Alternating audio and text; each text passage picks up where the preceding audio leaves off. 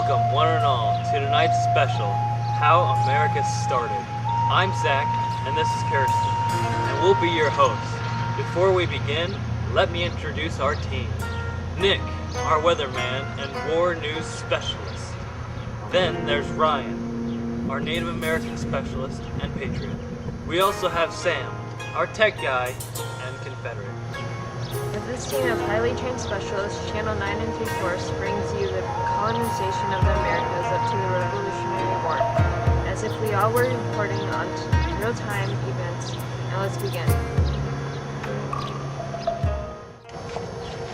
The Pilgrims originally left Britain on September 6, 1620.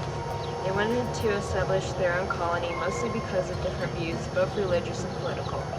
They sailed in across the Atlantic in wooden ships, going months without sight of land or other people. Finally, after 2 months and 3 days, land was sighted. And there was much rejoicing.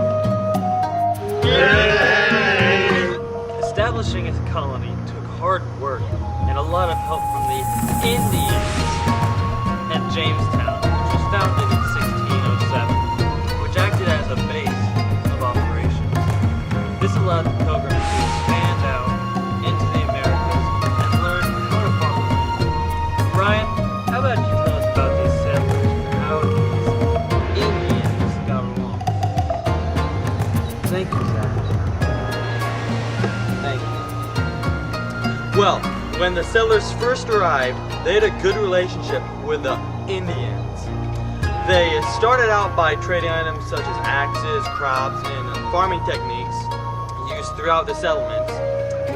But as the years went on, the settlers started to want the Indians' land. The settlers didn't ask the Indians for permission for the land. They just simply took the land for their own. However, the relationship took a bloody turn March 22nd, 1622, when the citizens of Jamestown took the local Indian chief and killed him. This caused the Indians to go up and down the James River, killing everyone in the local plantations. This started small wars to pop up throughout all the settlements as the Indians started to fight for their right. Now back to you, Zach. These people don't pay me. Soon after the founding of several new settlements, thousands more immigrate to the New World. 13 colonies are founded. These are collectively called New England. Life is hard, but the people are happy knowing that they are free to practice whatever religion they want and are still British citizens. This is great and all, and the colonies are doing fantastic. And Britain helped us out a lot. But once we were established as colonies and started getting self-sufficient, that's when Britain's true motive showed. America was rich in natural resources, from lumber and animal pelts to freshwater fish. Britain wanted a piece of this wealth. They started laying taxes against the colonists. Taxes are bad enough, but at least they affect everybody. These taxes, however, were only in the Americas.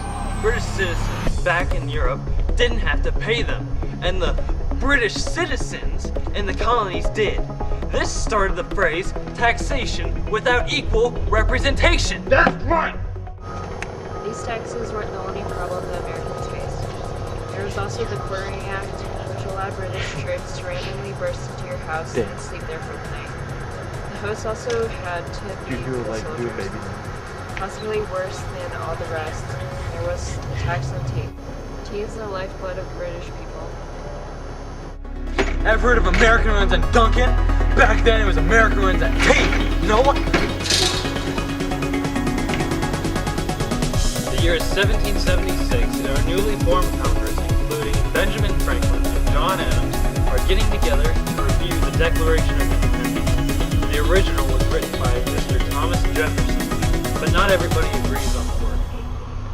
Finished by Mr. Jefferson in mid-June, it takes Congress until July 4th to finally accept the document. It was made official. The states were separated from Great Britain. And there was much rejoicing. Yay! Sam, can you tell us just how this British monarchy felt about their New England revolting against them? See, King George III, he was not happy at all. He immediately sent thousands of troops over to the Americas to put the rebels in their place. You see, Britain is a world power at this time, and having one of their colonies revolt against them is just embarrassing. Embarrassing. The tension only builds as the king's soldiers start to ban large meetings, like that of our Congress, and lay down even more taxes. When the Americans began stockpiling weapons and supplies for the expected hostilities, the soldiers broke it up and confiscated the supplies. Nick, tell us how it all went down. Both sides knew there was a fight coming, however neither one wanted to be the one who actually started the war. The Americans just kept building up supplies and forming militias, and the British soldiers just kept trying to break them up.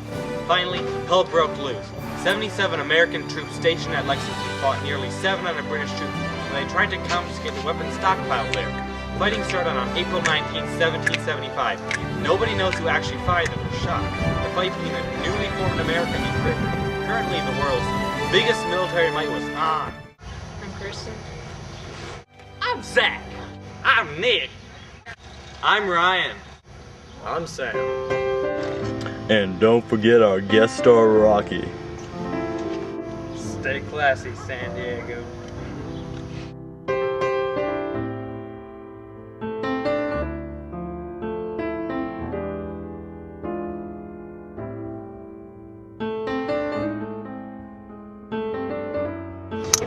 Nope. Talking is not appropriate.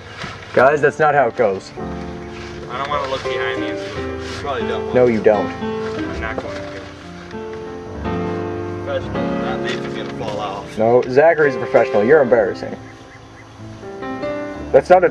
What is that? What happened to me? Well, it's a long story. It's a West Side story. Yeah, you know, it's fantastic these days. The palm trees are really flourishing. July 4th, man. You can't get any better than July 4th. I'm excited for the fireworks this year. I hate them. Too. Yeah, Shut it. The fireworks are incredible. yeah. There's nothing bad about it. This is not. We have not passed the declaration yet. It's July 4th. It was just passed, you imbecile. What do you think, Curdy? You ready for that fireworks tonight? Yeah. What about the parade? Alright. You're recording this, aren't you, you bastard? You got So I was waiting for the second beep, and it wasn't there. that's got to stay in there. It may just have to. That'll